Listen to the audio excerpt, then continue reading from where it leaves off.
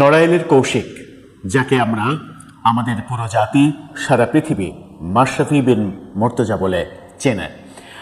মাশরাফি বাংলাদেশের ক্রিকেট ইতিহাসের সর্বকালের সেরা অধিনায়ক, এই কথা বিতর্কের মধ্যে আনার লোক একটিও খুঁজে পাওয়া যাবে না। বাংলাদেশের ক্রিকেটে অনন্য উজ্জ্বল নক্ষত্র তিনি। আমরা বিপিএলে সর্বশেষ যে মৌসুম তাকে খেলতে দেখেছিলাম, সেই মৌসুমে দেখেছিলাম শুধুমাত্র অধিনায়ক কোটাতে সিলেট তাকে মাঠে খেলিয়েছে। এতটাই প্রয়োজন একজন অধিনায়ক মাশরাফিকে।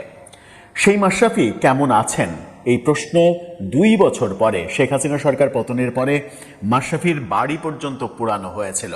অথচ মাশরাফি তার নড়াইলের তার নিজের এলাকার জন্য শুধু জীবনটাই দিতে বাকি রেখেছেন, বাকি সব কিছু উজাড় করে দিয়েছেন। মাশরাফির প্রচন্ড ক্ষোভ আছে, কিন্তু সেই ক্ষোভগুলো তিনি প্রকাশ করতে চাননি। নড়াইলবাসী এতটা বিশ্বাসঘাতকতা করবে, নড়াইলবাসী তার বাড়ি পুড়িয়ে দেবে, এই বিস্ময় তার মনে সবসময়ই ছিল। কালবেলা গতকালকে তাকে তার বাড়ি কেমন আছে, তার পরিবার কেমন আছে সেটা নিয়ে একটা প্রতিবেদন প্রকাশ করেছে। কিন্তু মজার ব্যাপার হচ্ছে, যে প্রতিবেদন তারা প্রকাশ করেছে, ভিডিও প্রতিবেদনের পাশাপাশি পত্রিকাতে যে অনলাইনে যে প্রতিবেদন প্রকাশিত হয়েছে, সেই প্রতিবেদন অনলাইন থেকে তারা আবার ফেলেও দিয়েছে। কেন ফেলে দিল সেটা, সেই রহস্যের দিকে আমি না গেলেও আপনারা ঠিকই বুঝতে পারবেন।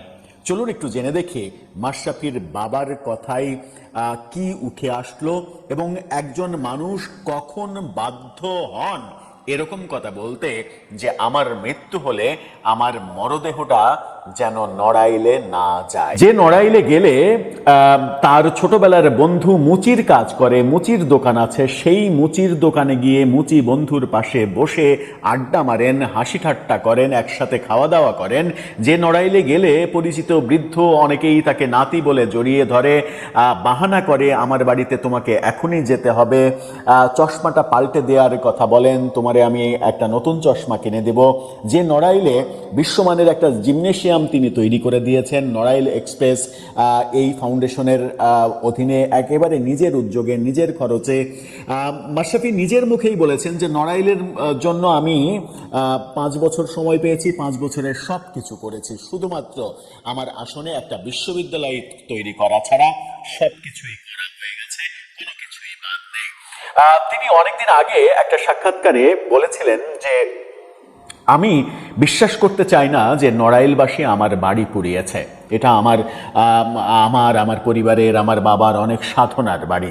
সেই বাড়ি যখন পুড়িয়ে দিয়েছে তখন আমার কারো বিরুদ্ধে ক্ষোভ নেই, কোনো দুঃখ নেই, কোনো কিছু নেই, আমার কারো বিরুদ্ধে অভিযোগ নেই। হ্যাঁ, কষ্ট আছে, কিন্তু সেই কষ্টের পরিপ্রেক্ষিতে কারো উপরে আমার কোনো অভিযোগ নেই। এবং বলছেন যে আমি কার বিরুদ্ধে অভিযোগ করব? আমি আমার নড়াইলবাসীর বিরুদ্ধে অভিযোগ করব? যে নড়াইলবাসীকে ভালোবেসে আমি আমার সর্বোচ্চ দেওয়ার চেষ্টা করেছি, সেটা আমি পারবো না। আমি আমার নড়াইলবাসীর বিরুদ্ধে কোনো অভিযোগ করতে পারবো না। আজকে যে সরকার আছে, আগামীকালকে যে সরকার আসবে, পরশু যে সরকার আসবে, কোনো সরকারের কাছেই আমি এর বিচার চাইব না।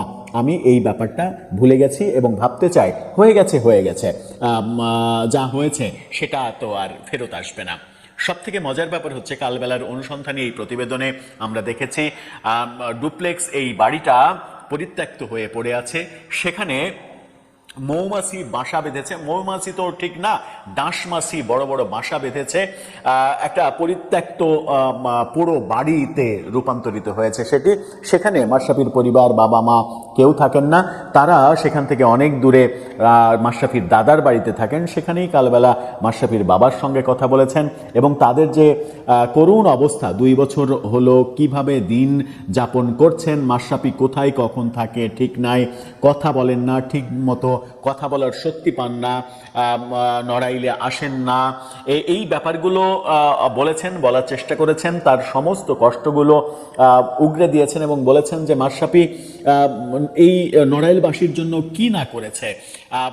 একটি টাকার, আমার পরিবারের কোনো সদস্য একটি টাকার কোনো ধান্দাবাজি, কোনো সুবিধা নেয়ার পরিবর্তে বরং আরও মাশরাফি নিজের রক্ত ঘামানো যে টাকা, সেই টাকা খরচ করে মানুষের জন্য কাজ করেছে। সেই নড়াইলবাসী যখন মাশরাফির বাড়ি পুড়িয়ে দেয়, তখন আসলে কিছুই বলার থাকে না এবং মাশরাফির বাবা প্রথমবারের মতো এই তথ্য কালবেলাতে বললেন যে মাশরাফি তাকে বলেছে, বাবা আমি যদি মারা যাই আমার লাশটা নড়াইলে নিও না। একজন মানুষ কতটা দুঃখ পেলে, কতটা কষ্ট পেলে এই কথাটা বলতে পারেন।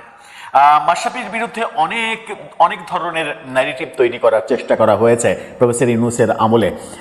তার বিরুদ্ধে মামলাও দেওয়া হয়েছে, কিন্তু একটা জিনিস স্বস্তির ছিল যে দেশে থাকা সত্ত্বেও মাশরাফিকে প্রফেসর ইউনূস তার সরকার গ্রেপ্তার করেনি।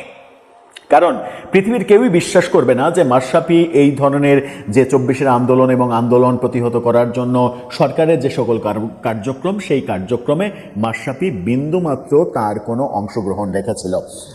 সেটা পরবর্তীতে তিনি বিভিন্ন লেখায়, বিভিন্ন বক্তব্যে প্রকাশও করেছেন। এবং রাজনীতি করাটা তার হয়তো ভুল সিদ্ধান্ত ছিল, রাজনীতিতে আসাই ভুল ছিল কিনা এই ধরনের একটা খেদোক্তিও তার মধ্য থেকে বেরিয়েছিল।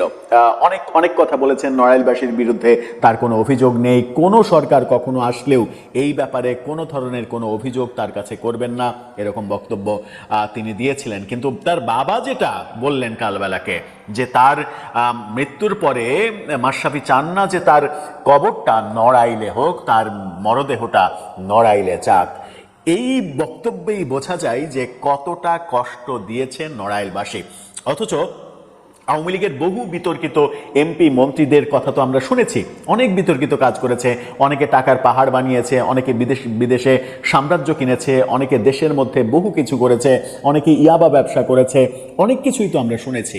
কিন্তু মাশরাফির দায়িত্ব পালনের ওই 5.5 বছর, সেই 5.5 বছরে মাশরাফি ব্যাপারে পজিটিভ কথা ছাড়া একটি নেগেটিভ কথা আমরা কখনো শুনিনি। আওয়ামী লীগের যে মুষ্টিমেয়, আপনি যদি আওয়ামী লীগের 5 জনের ফ্রেশ 5 জনের তালিকা করতে চান যে এরা ফ্রেশ, এদের কোনো কলঙ্ক নেই, তাহলে অবশ্যই আপনাকে সেই তালিকায় মাশরাফির নাম আনতে হবে। সাকিব আল হাসানকে নিয়ে অনেক বিতর্ক থাকতে পারে, সাকিব আল হাসানকে ভালোবাসে না মাগুরার কিছু মানুষ, সেই ব্যাপার হতে পারে, সেটা বিশ্বাসযোগ্য হতে পারে, সাকিবের অনেক সমালোচনার দিক আছে, কিন্তু মাশরাফি, ব্যক্তি মাশরাফি, এমপি মাশরাফি এবং পরবর্তীতে হুইপ মাশরাফি, কোনো মাশরাফিকে শুধুমাত্র আওয়ামী লীগ করাটা তার অপরাধ এটা যদি না ধরেন আপনি, তাহলে কোনোভাবেই তাকে অপরাধী হিসেবে ভাবনার কোনো জায়গা থাকতে পারে না। কিন্তু মজার ব্যাপার আমরা দেখলাম যে আপনারা কালবেলার এই শিরোনামটা দেখে নিতে পারেন, যে নিউজটা কালবেলা ফেলে দিয়েছে। আমরা গত রাত 3টার দিকে আবার এটা যাচাই করেছি, তখন আমরা কালবেলাতে এই নিউজ আর খুঁজে পাইনি।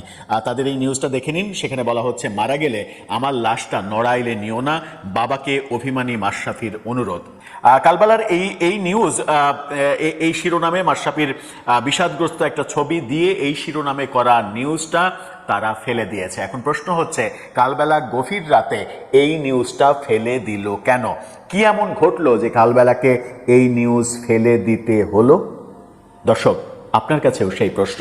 এখন তো প্রফেসর ইউনূস সরকার নেই, তাহলে কেন এই ঘটনা ঘটলো? আপনার জানা থাকলে, কিংবা মাশরাফির ওই বক্তব্য যে মারা গেলে আমার লাশটাও যেন নড়াইলে না যায়, এটাকে আপনি কিভাবে ব্যাখ্যা করবেন? এই অমানবিক বাংলাদেশটা আমরা কি চেয়েছিলাম?